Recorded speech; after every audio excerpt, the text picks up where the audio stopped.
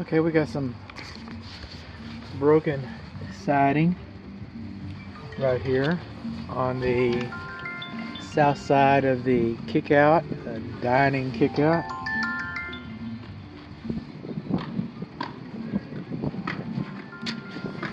What is this?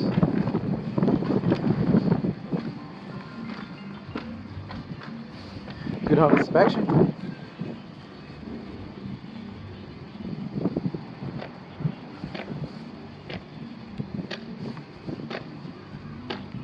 So we've got some broken siding on the south side of our dining area kickout.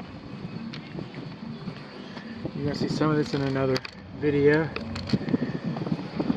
But our windows, where the wood siding is, we do not have kickout flashing.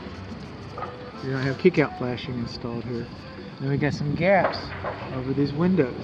Maybe they should be sealed. Do you think water can get in there? I think water can get in there.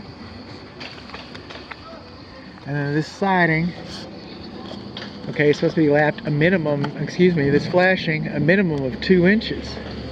That's not 2 inches. Got a medium dark roof, soffit vents, got a curling shingle over there.